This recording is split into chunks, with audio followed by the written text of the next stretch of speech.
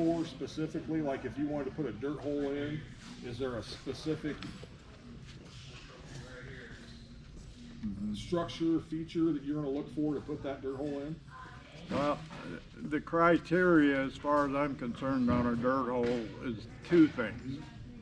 How much grass there is there. The more grass there is there, a dirt hole loses all its value. A dirt hole set has eye appeal. And if it's a lot of grass or something that impeding that visual thing, well, then we lost benefit. If the trail is from me to him over there and I'm setting it over here, I'm not going to make a dirt hole set because it's not going to be visible anyway.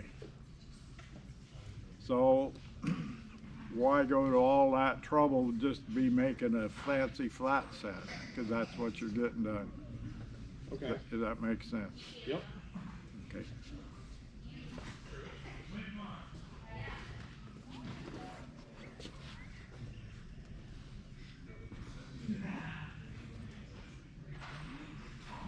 When you pull up to a location, and is there sometimes that you're going to look at a location and go, okay, I can set for. Do you try to species specifically set? Like, are you going to set? Okay, I'm going to set this set just for coyotes, and I'm going to make this set over here on this point just for fox, or do you just kind of try to make them so that you're general? Do you make specific sets for specific animals? Like, do you make one set a coyote set or one set just for fox?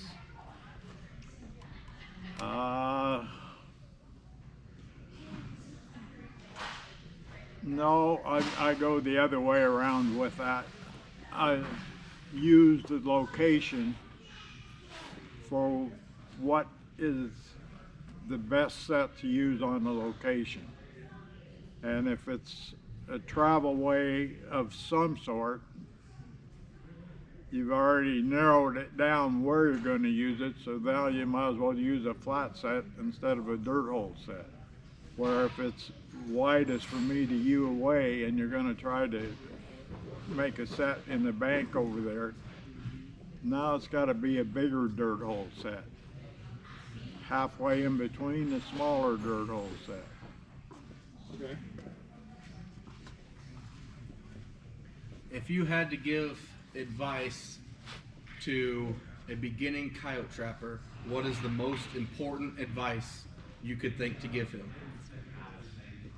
Learn location and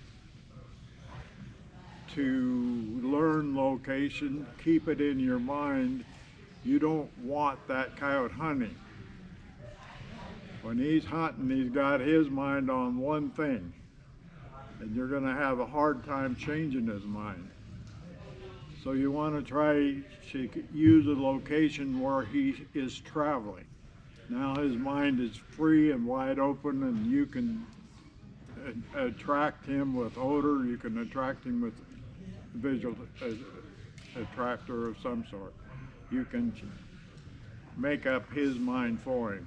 But if he's hunting, he's got that one thing in his mind, and you're going to play tough work to try to change his opinion. Following up with that, would you, is there a certain time of year that you would find it more difficult or easier to catch them based on with traveling and feeding? Is there, if you had to pick a time when a coyote's the easiest to catch, when would it be? Well,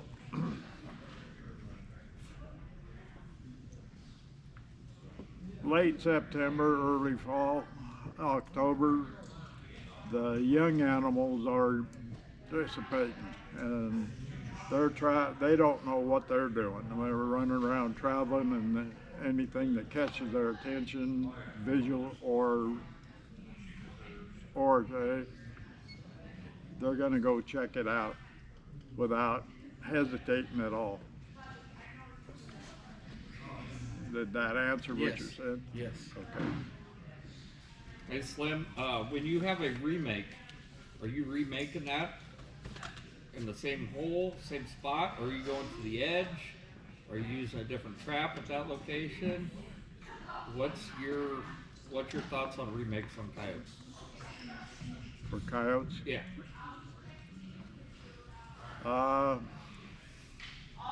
Again, ground conditions are going to make a big difference as to what you have, whether you're going to have a great big circle and it's going to be that deep where he went around and dug it all up, or if the ground is hard, he's going to make that same type circle, but he isn't going to have a mound where he had dug it in. So it's going to look totally different than the one if it was soft soil. So all of those things make a difference, and if it's soft soil, now I'm going to spread it out as far as I can, and so he isn't going to make a circle from here to there, but when I spread it out, I'm going to spread it out from me to you back over to here. I want it feathered out that direction so that he is in the dirt circle before he knows he's in the dirt circle. I got you.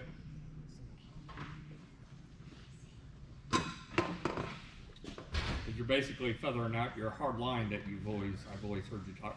You're feathering out your hard line, basically. Yeah, the hard line for one thing, but it's not only just the hard line, it's the odor. Odor. Because you had an animal caught here, you can't buy lure that's going to smell like that. Mm-hmm. And you're going to have more attraction than what that area has. But now when you get over there, now things are messed up and your animal is nervous and afraid of it. There's a circle, there's all these other things. You want to ease his mind to where he is in there, like I said, scatter that out feather that out as far as you can so that he is already in there before he really is there. 'Cause I've caught some mangy coyotes in my time. Some really bad where there's no hair or anything, and I went to remake those, and I have not caught anything in those spots. But in other remakes, do you think there's a big difference? I mean, let's say there's a mangy coyote. Are those coyotes staying away from that location because of the mange? I mean, it's been some rank coyotes I've caught. I'm having trouble hearing you. Do you think that coyotes stay away from mange? Like when you go to remake a set and there was a mangy coyote that was there before, do you think other coyotes tend to stay away from that when you remake the set? Can they smell mange? I can smell it. I'm damn sure they can smell it. Now, how they're going to react to it, that I don't have the total answer then. Initially, maybe a little bit of curiosity, attraction, but after that, they're probably not wanting to go anywhere near it. Yeah. So yeah, let me finish this real fast. I'm not trying to avoid answering, I'm just trying to tell you the variations of what the answer really is. Mm-hmm. Okay? Yeah. How did your journey as being a trapper begin? Did you have anybody that helped you along the way, or did you just kind of pick up on stuff on your own? How did your journey of trapping begin? Did you have anybody that helped you or that taught you along the way? Actually, no. I learned by making mistakes, and I can relate to that. yeah, I never had anybody that I knew of. Well, that's not true. I had an old gentleman that told everyone he was a hell of a trapper. But I'll be honest with you, I don't know that he ever set a trap. You know, but so for me to learn how to trap, I go back, my grandmother raised me, and then she always had chickens. And she broke her leg when I was 8 years old and ended up in a wheelchair till I was 16 years old. And the first thing that happens, the skunk gets in the chicken house. So she sends me back to the back shop back there, told me there was an old trap back there to go get it and catch that damn skunk. Well, that old trap happened to be a number 4 new house. I couldn't set the damn thing. I had to go in the house and have my grandmother help me set the damn thing. And of course, what's the first thing I do is I catch a chicken. And I didn't dare tell my grandmother I'd caught a chicken, so I had to learn how to set the damn trap one way or the other. Yeah, so. But no, as far as having anyone teach me, the only teacher I had was learning from every mistake there is until you learn the right way to do it. Been pretty successful since that time, wouldn't you say? Been pretty successful since that time, wouldn't you say? I'm sorry? It's been pretty successful since that time, huh? I still didn't catch it. You've been pretty successful since that time. You've learned from your mistakes. Yeah, I'm still learning. I don't think you ever get over that, because what happens after you get to thinking you know something, well, an animal's going to come along and show you how stupid you really are. So I don't think you ever get over learning. And I think that's probably one of the things that keeps me in trapping, is because there's always something more that I don't know. Slim, I know some rich men, they're millionaires, and then I know some richer men like you. Tell us how you're rich, given your life. Well, I am probably one of the luckier people in the world, because I made a living trapping, which is my play toy. I'm goofing off, I'm trapping. But it's also the way I made a living. So, and I still, well, I say I still do. I can't anymore. Like I'd love to be able to go back to doing it that way, but I never works that way. Hey Slim, I watched your demo today. How important do you think it is for a trapper to have a good dog with them, or show them some stuff? A good what? Dog. Dog? Yeah, on the trap line. Animal or the dog on the trap? No, your dog, your own personal pet dog to have on a trap line with you. Oh, he'll show you things that you aren't going to be able to find, because he'll smell things that you can't smell or you can't see. And so if you have a good dog, then you can learn to pay attention to the dog, to what he's doing. He'll show you a lot of scent posts you'll never find any other way.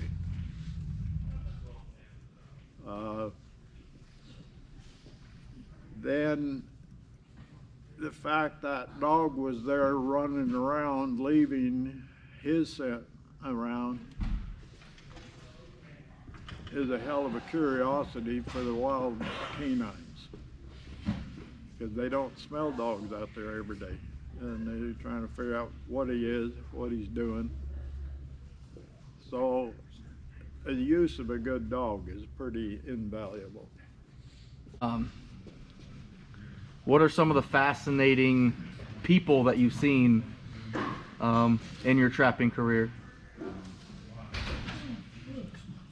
We're going to be here all day long if I start going into some of the. Let me go back to one of the first older trappers that I knew, and because of my interests, I made it an effort to befriend the man. And he was a character. He was in his middle 70s, and he would cuss like a sailor. But you let a woman walk by, and boy, Frank just straightened up. And he was a character. And then from there, probably you've heard me talk about George Good, and I think I probably respected him more as a trapper than any. I've known a lot of really good trappers, but George had a quality about him that I disrespected.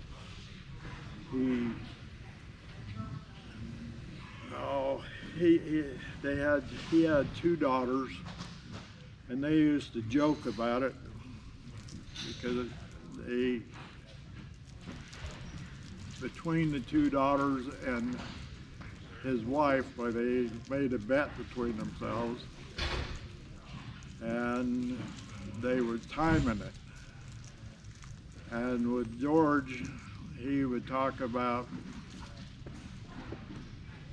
that fellow over there, and just like an old dog coyote, he does this or he does that, or just like a damn female coyote, she does this and does that, and everything was coyote.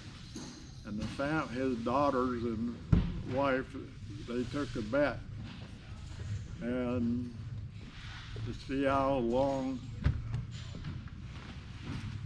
George could talk about anything without the word coyote in it. And it was 27 minutes. Talk about you've done some trap research and some squeaker research in your lifetime. Do you want to share any of the history of that with us? Well,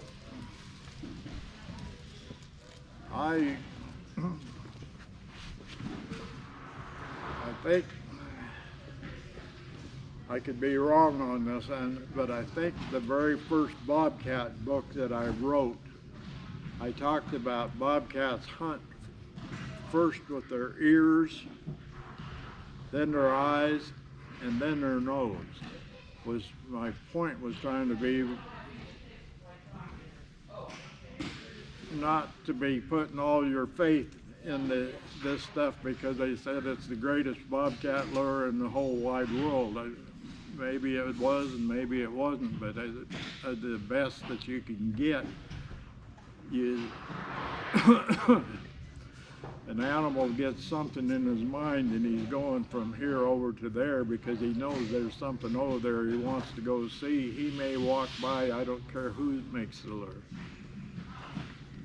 And so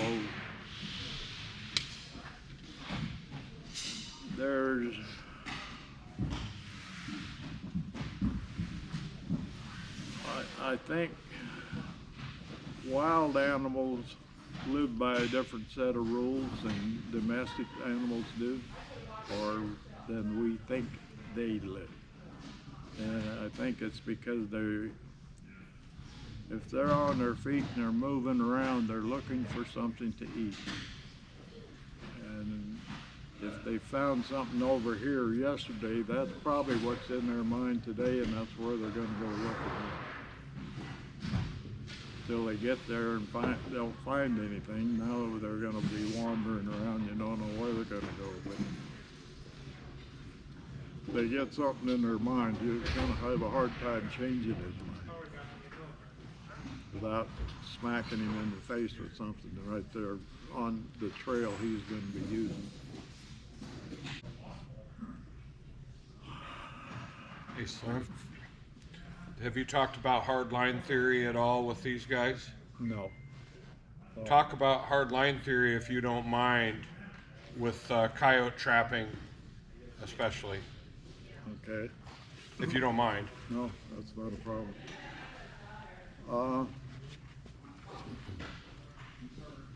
Why do we draw this line on the road on it right here? Why is that line drawn there? it's for a ball game, right? Which means you don't step across it. And that's the reason that hard line was drawn there. And them hard lines mean something up here. I mean, yeah, I just explained this one, but animals come up to a line like that, it means something up here, and they don't quite register what it is, but they are not going to step on that. And they're probably not even going to try to cross it unless you're pushing them. You know, if you're chasing cows or something, yeah, you can run them across the road, but they're going to jump across that center line. They're not going to, they're going to stop here on this side of it and jump across it rather than step on it and stuff. So that hard line means something psychologically. And when you're making, you know, somebody asked me earlier about what I do after a remake on the set, and I was talking about feathering that way out. That was the reason to be doing that, was to avoid that hard line. And blend it in to where he's in there before he realizes that otherwise he's not going to cross that hard line. Now, if you caught an animal here and he went around in circles, and I don't care if the ground is hard, he's went around in circles there, and there is a line there, and it's not only a visual line, but it's a odor line, and the next animal that approaches it don't want to go in there. You may be able to get him enticed in there, but you're working against his instinct when you try to do that. With that, Slim, then would you take your remake and move it from the original, like let's say you had a dirt hole, would you move it from the original dirt hole to the outside of that catch circle, or would you leave that one there and then add another one to the outside of it? Well, first off, no location isn't good enough for at least 2 traps. And every location should have at minimum of 2 traps, and some should have 4 or 5 traps on it if it's a junction and all the rest of this. And there's different ways of looking at all that. But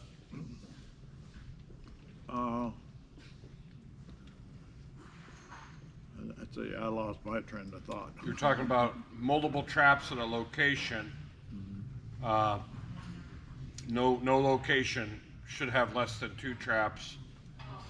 Some locations need 4 traps. Yeah. Yeah. I don't know whether that answered your question or not. Could you tell us about your friend George Good's observation of foxes that led you to that theory? Yeah. George Good was probably one of the best trappers I've ever known. I will have to admit that. But George started trapping for the Fish and Game here in Iowa.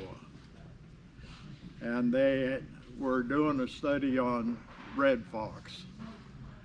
And where they were doing it, they had built a fence around it. I don't remember how many acres, and put the bottom in cement so they couldn't dig out. And George's job was he had to catch every one of them fox 3 different times of the year. And he said, you talk about animals with a PhD on trappers and animal lure, that they were. But he said you had never been able to catch one after they've been caught a time or 2. Except there was always younger animals around. And they had a tower in this area that was fenced off where the biologists could set up there and do whatever they do. And he said, if you ever spend any time in that tower and watch the animals work around the sets, you'd never set one trap again. And he told the story about this old dog cat, or dog fox, I'm sorry, big one, is running down, no, it was a coyote. Anyhow, he's running down there and he got downwind of where he'd made a set, and he slams on his brakes and the hair runs up on his back, up around his back, and he stiff legs all the way around that set. There's no way in hell he's going over there to where that set was. And a few minutes later, he goes over the bank there and he's out of sight, and a few minutes later, here comes a young animal, and he goes running right over there and gets caught. Now, George could do it, and I ain't not even going to attempt to do it, but he talked, it was the same scenario every time. The minute that animal got caught, they would let a hurt bark out of them. And when they did that, all of the other animals would set up and look towards them. Since that big dog that just went by there wasn't going anywhere near that trap, was the closest animal, the first one that was going to get to him, because they all start migrating towards it. He comes running up there, and there's the animal now in the trap. He run over there and try to shoulder bump him, knock him away. That doesn't work, and he turn around and bite him on the rear end. And he asked any trapper that there's a lot of animals that you cut that's bit on the rear hind leg. And that's from that other animal trying to get it away from that trap. But he said now he can't get him around, he can't get him away, and he's all wound up at this point, and he'll run right over there and step in that trap. There ain't no way in hell you could have got him there before. I guess, do you prefer round jaw traps or square jaw traps? And it's kind of a two-sided question, but if you have the chance to go to a larger trap versus staying sort of mid-sized or small, would you go larger, or are you still trying to keep things small? So would you go with a round jawed trap or a square jawed trap? I'm gonna answer your first question first, and then I'll ask you your second one.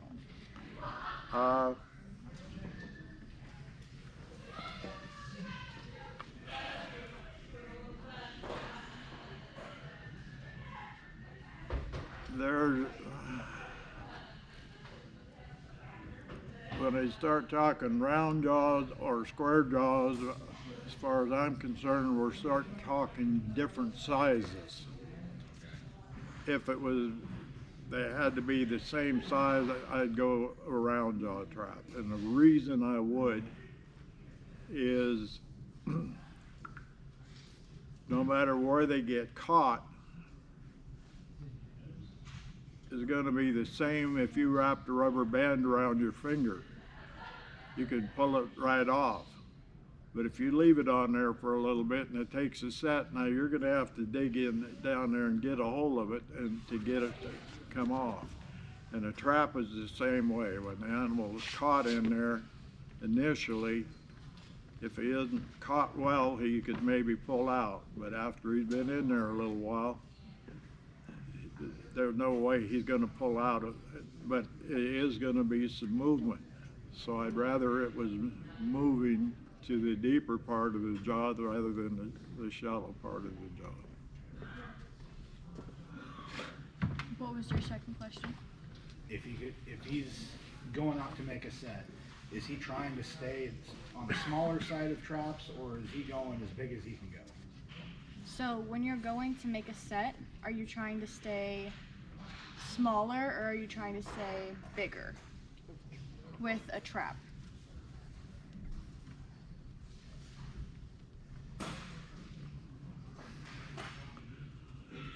Preferably, I'd rather use the smallest trap I can use for the animal I'm trying to catch. And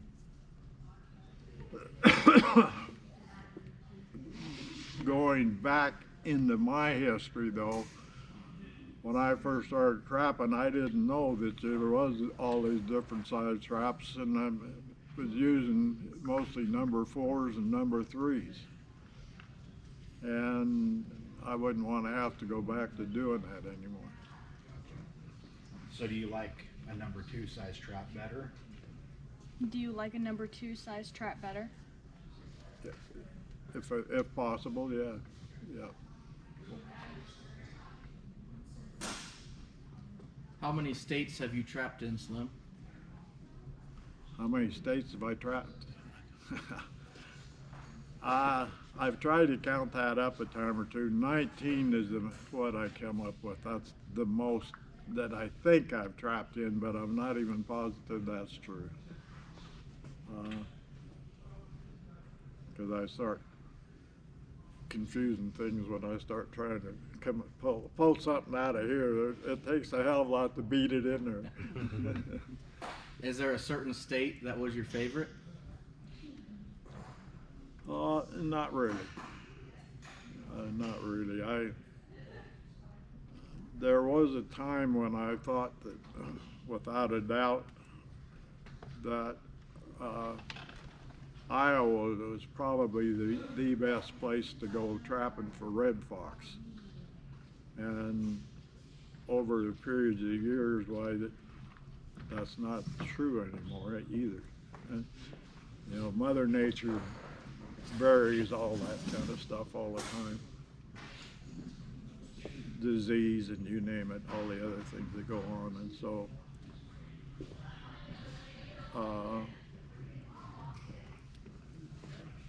trapping competition probably had something to do with some of that. And being really blunt, I have always, since it was the first fur animals that I ever trapped for was bobcats. And I still have a soft spot for trapping bobcats. And so if I had to pick a place, Wyoming is pretty hard to beat. There's a lot of bobcats in that country yet. Are bobcats your favorite animal to trap then, Slim? I'm sorry? What's your favorite animal to trap? Oh boy. Probably coyotes. Yeah. They're, just because of the challenge with them, there's no two of them are ever going to be exactly alike. And so, in general, trapping coyotes is probably my favorite animal to trap for most of the time. Slim, in your opinion, what do we need to do as adults to get children more interested in trapping? What should adults do more of to get kids and teenagers more involved with trapping? The first thing I think you have to do is make them understand how much you love it, and that you love it enough to try to teach them to do it correctly and challenge them to do it correctly. And at that point, once they've learned how to do it correctly and they are competing with you directly, psychologically, I think you've made a trapper. Why do you trap, Slim? I love the animals. That's basically it.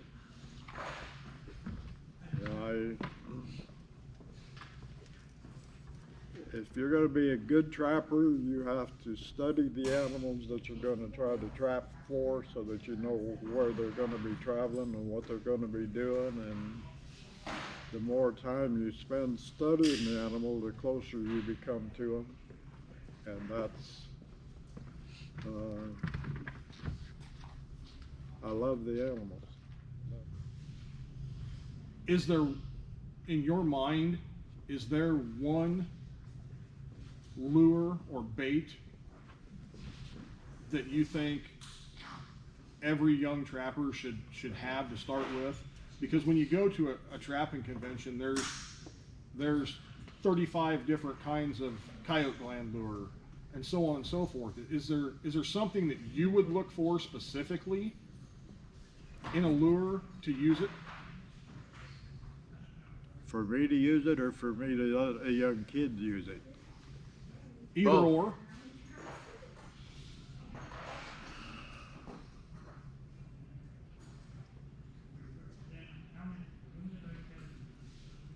I think that a young kid's first thing he needs to do or learn how to do is make a dirt hole set.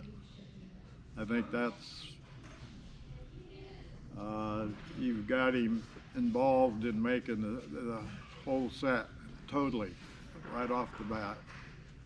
And I think that's better than trying to teach him to make a flat set and getting his fingers caught trying to brush it out. I really think a dirt hole set is a good teaching base, I guess is what I'm getting at from that end of it. And what was the rest? So is there a certain bait Oh, or certain something bait. that you Yeah, would certain use bait. or recommend? No, I don't believe in a certain bait of any kind. I sell the stuff and mine's better than anybody else's, but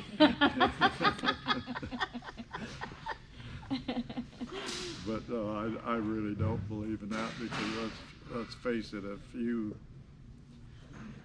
if you're a wild animal, you're on your feet, you're looking for something to eat, and that something to eat might be a frog, it might be a muskrat, it might be a cottontail, it might be a deer. You're looking for something to eat, and all of those things make it, So is one better than the other? How you present it is what's better than the other. The bait isn't the big deal. It's how you present it and how you use it.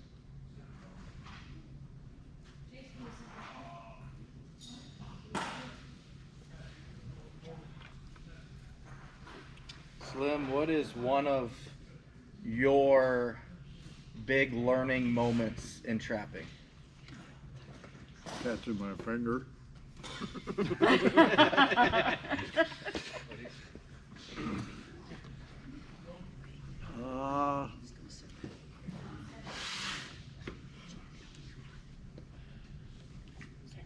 I guess I should tell you that catching the coyote was a big deal, and it was a really big deal to me, because I've come up through the peak time of 1080, and there wasn't a whole lot of coyotes around, and there were a lot of red fox around, and I was trapping red fox hard. And I always wanted to catch a coyote, but I didn't know what the hell the difference was back and forth. But that very first coyote was a pretty big deal, and it was just a big yearling pup. But it was a pretty big deal. Hey, Slim, a lot of people in the later generations aren't going to know what 1080 is. Could you briefly explain to them what that means when someone talks about that? Yeah. Oh boy. The government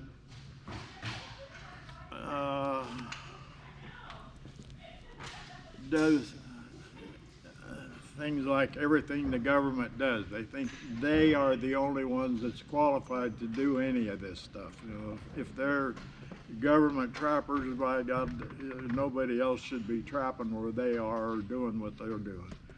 And they can't, you know, they never do because they're going to want to work an 8-hour day instead of working like they should be working.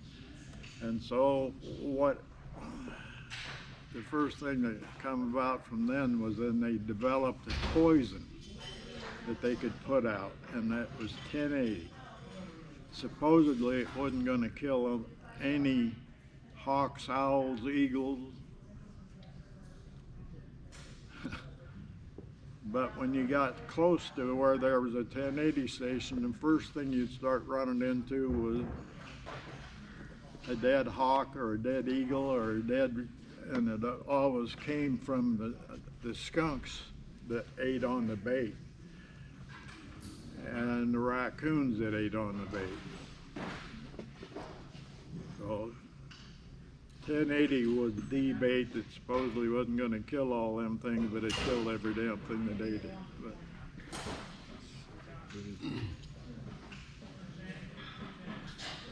and what the government, you know, they never do anything in a small way. They didn't just put small baits out. They killed a horse to put a hind quarter of horse meat, front lace plumb full of 1080. And of course they couldn't put that close to a village any place. Somebody's dog or somebody's kid was going to get in trouble, so that was always put back in further. In the same way they couldn't put it close to a ranch, a farm ranch and all that stuff. But it was always done with a hind quarter or a quarter of horse meat.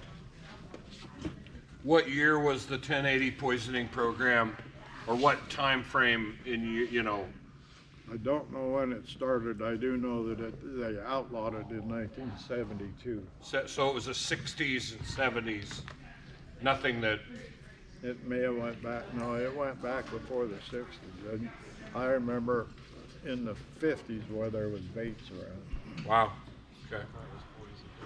Was the 1080 time frame, Slim, the same time frame as like your M44s and that kind of stuff, or was it after that?